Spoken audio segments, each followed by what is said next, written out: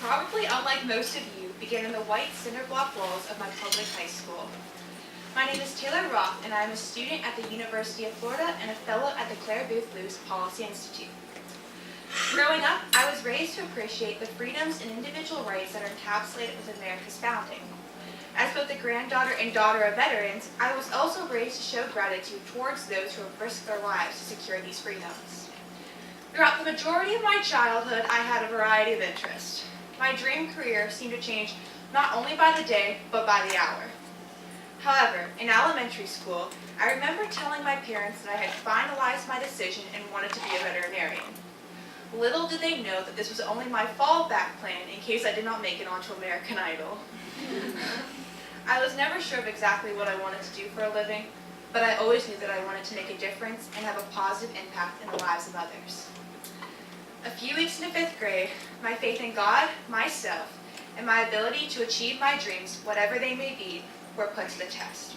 I remember waking up one morning for school and discovering that my father had passed away from a heart attack in his sleep.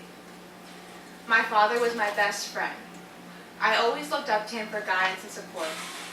He meant the entire world to me, and at a time when I was still discovering who I was and who I aspired to become, his encouragement and love empowered me to continue taking chances and inspired me to believe in my own abilities.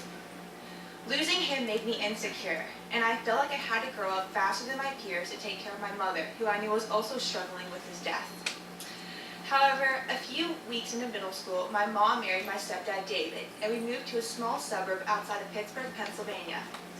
Although I did not realize this at the time, this provided me with the support and stability I needed within my home life to feel confident enough to chase my goals again.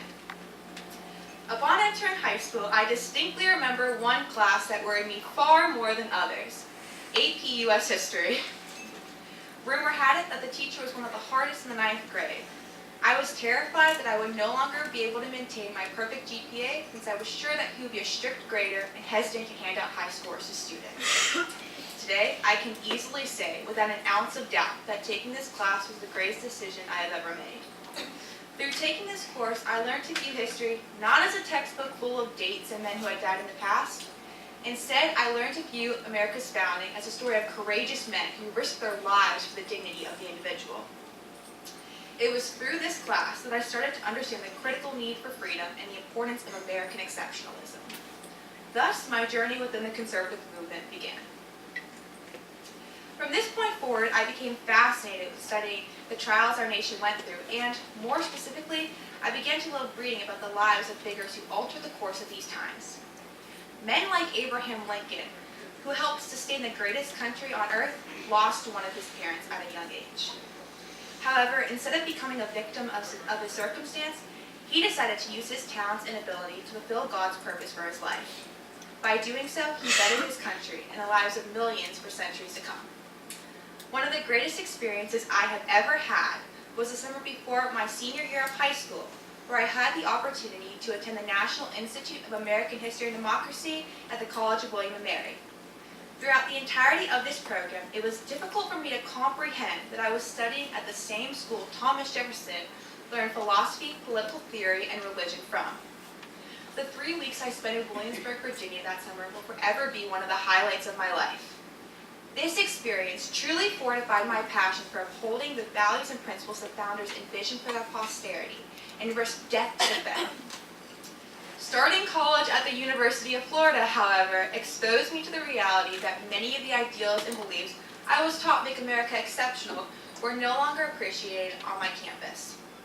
For instance, during my freshman orientation, I was forced by administration to attend a briefing on how we all must embrace and advocate for the LGBTQ community on my campus.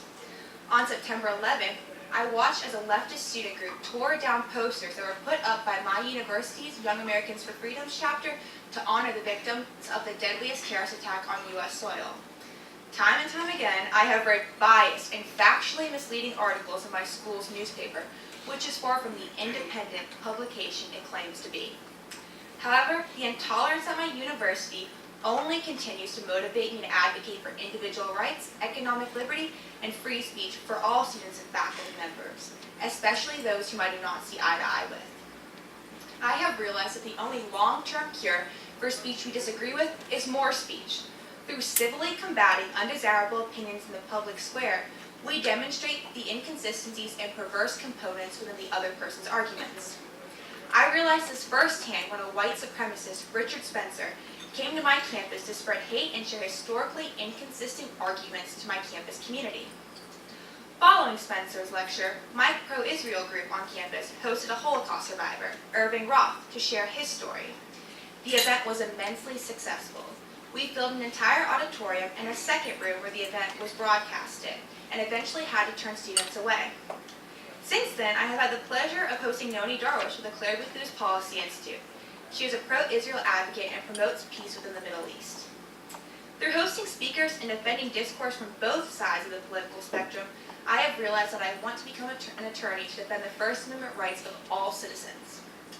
Conservatism has taught me the invaluable necessity of debate and civil discourse. Without the freedom of thought and protection of ideas, we lose the greatest experiment in the history of the world. Throughout the remainder of my time at the University of Florida, I intend to continue advocating for the First Amendment rights of all students and faculty members on my campus. As you all prepare to journey off to college, I challenge you to stand up to the leftist orthodoxy that is so prevalent within our universities. Always remember, conservatism is not a backwards-thinking ideology that restrains us to our past, but a steadfast philosophy that secures the blessings and individual rights that allow us all to succeed.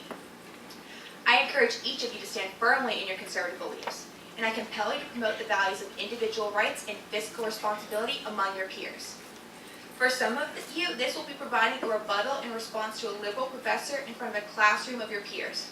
For others, this will be hosting an activism event or hosting a conservative speaker for students on your campus. I wish you all well as you begin this next chapter in your life, and I have full faith in each of you and your abundant potential to make a positive impact on the lives of those around you. Today, it is easy to look back at figures like George Washington, Thomas Jefferson, and Ben Franklin and envision them as heroes of their day. However, it is invaluable for us all to remember that they were just ordinary people with a deep-rooted desire to do what was and will forever be right. Together, it is our obligation as citizens of the greatest country known to mankind to continue fighting for the same freedoms these men risked their lives to defend.